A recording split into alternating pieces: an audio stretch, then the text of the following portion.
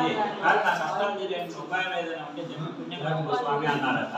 అందుకే ఆయన ఈ విధంగా అంటాడు, పోయి సత్యనారాయణ స్వామి వ్రతం అనేది ఒకటి ఉంది, అది ఈ యొక్క వ్రతం అనేది ఉంది, అది విష్ణుమూర్తి యొక్క వేరొక అవతారమై ఉన్నాడు.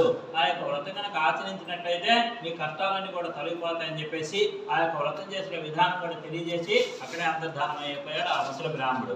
సరే ఈయన అనుకున్నాడు, ఈ ముసలి బ్రాహ్మడు చెప్పిన ఈ యొక్క సత్యనారాయణ స్వామి వ్రతాన్ని రేపు చేస్తా అని చెప్పేసి తన మనసులో అనుకొని ఆ రాత్రి నిద్ర రాకపోక ఏదో విధంగా కాలం గడిపి తెల్లవారి సూర్యోదయానికి పూర్వమైన నిద్ర లేచి తన యొక్క నిత్య కర్మలన్నీ కూడా పూర్తి చేసుకొని ఆ యొక్క స్వామిని ప్రార్థించాలయ్యా, నీ యొక్క అనుగ్రహం పొందదలిచి నేను ఈరోజు ఈ వ్రతం చేయదలుచుకున్నాను.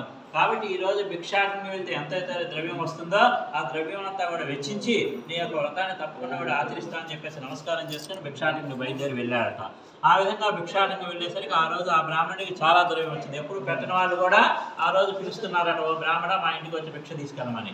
ఆ యొక్క సత్యనారాయణ స్వామి అనుగ్రహం వల్లే అంత ధనం వచ్చింది అనుకున్న ఆ బ్రాహ్మణుడు చాలా సంతోషించినటువంటి వాడే ఆ యొక్క వ్రతానికి కావాల్సిన సామాగ్రి యావత్తు కూడా తీసుకొని బంధువులను మిత్రులను అందరినీ కూడా పిలుచుకొని వచ్చి భక్తి శ్రద్ధలతో ఈ యొక్క సత్యనారాయణ స్వామి వ్రతాన్ని ఆచరించారట.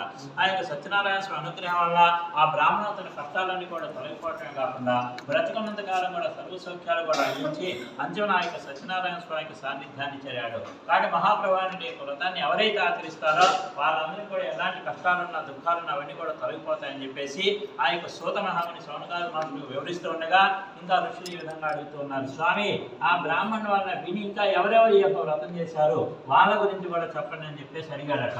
అందుకే ఆయన ఇంకా ఈ విధంగా చెబుతున్నాడు, ఒకనొకప్పుడు ఈ బ్రాహ్మడి యొక్క వ్రతం చేస్తున్న సమయంలో ఒక కాష్టక్రేత అంటే ఒక కట్టెల ముక్కునేటువంటి వ్యక్తి ఆ వీధను పోతూ ఉన్నాడట.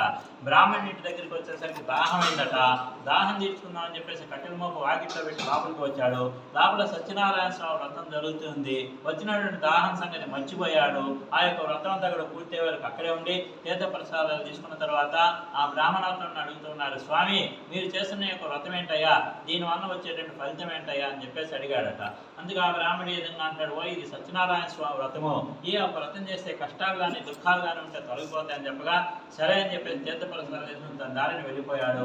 తెల్లవారి లేచి ఈ యొక్క వ్రతం నేను కూడా చేస్తే బాగుందని చెప్పేసి అనుకున్నటువంటి వాడే ఆ కట్టెల మోపు నెత్తిన పెట్టుకుని ఈ విధంగా అన్నాడు, స్వామి ఈ రోజు ఈ కట్టెలమ్మతే ఎంతైతే ధనం వస్తుందో అదంతా కూడా వెచ్చించి నీ యొక్క వ్రతాన్ని తప్పకుండా కూడా ఆచరిస్తా అని చెప్పేసి మనసులో అనుకున్నటువంటి వాడే ధనవంతులు అన్నాడు వీధికి పోయాడట ఆ కట్టెలు అమ్మడానికి.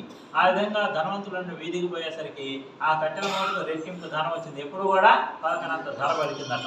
ఆ యొక్క సత్యనారాయణ అనుగ్రహం వల్లే అంత ధనం వచ్చిందనుకున్న ఆ కాంతక్రేత చాలా సంతోషించి ఆ యొక్క వ్రతానికి కావాల్సిన సామాగ్రి యావత్తు కూడా తీసుకొని బంధువులను మిత్రులను అందరినీ కూడా పిలుచుకుని వచ్చి భక్తి